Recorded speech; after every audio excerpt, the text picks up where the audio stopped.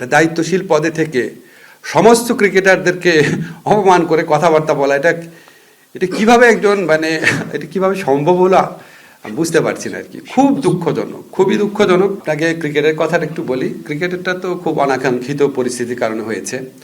এখানে আপনারা লক্ষ্য করেছেন, আমরা একজন ক্রিকেটার মুস্তাফিজের অবমাননা হয়েছে দেখে পুরা বাংলাদেশ রুখে দাঁড়িয়েছি।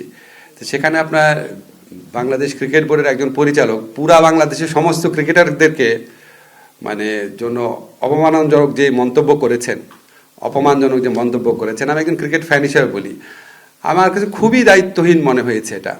আমাদের এখন গ্লোবালি এই মেসেজ দেওয়া প্রয়োজন, আমরা সবাই ঐক্যবদ্ধ একটা জাতি।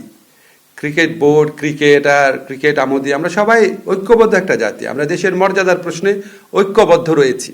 তো এরকম একটা সময় একটা দায়িত্বশীল পদে থেকে সমস্ত ক্রিকেটারদেরকে অপমান করে কথাবার্তা বলা, এটা কিভাবে একজন এটা কিভাবে সম্ভব হলো আমি বুঝতে পারছি না আর কি। খুব দুঃখজনক, খুবই দুঃখজনক। ওদের স্বপ্ন পূরণে পাশে থাকতে পেরে আমরা গর্বিত।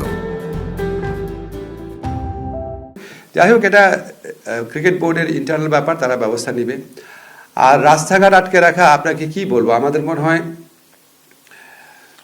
16 মাসে 2000 আন্দোলন হয়েছে রাস্তাতে। এখন আপনার গণ অভ্যুত্থান বা বিপ্লবের পরবর্তী সময় মানুষের এক্সপেকটেশন অনেক বেড়ে যায়, কিন্তু এক্সপেকটেশন যেই মাত্রায় বাড়ে, সবার আবার দায়িত্ববোধ সেই মাত্রায় বাড়ে না। এখন যদি মনে করা হয়, ধরেন এই সরকার তো আপনার আমাদের সরকার, আমরা যা বলবো তাই শুনবে, এটা ঠিক আছে, কিন্তু আপনি একটা আন্দোলন করতে গিয়ে কত মানুষের যে কষ্ট হচ্ছে। আজকে একটা পত্রিকায় ছবি দিলাম, একটা ভাইয়ের পা নাই, উনি ক্র্যাচে ভর করে অনেক দূর পর্যন্ত আসছে।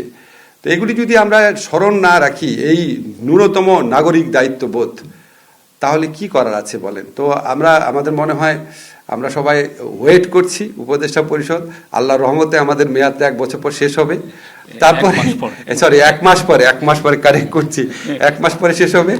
আমি খুব আগ্রহ নিয়ে দেখবো যে কত রাস্তায় আন্দোলন হয় এরপরে। ধন্যবাদ।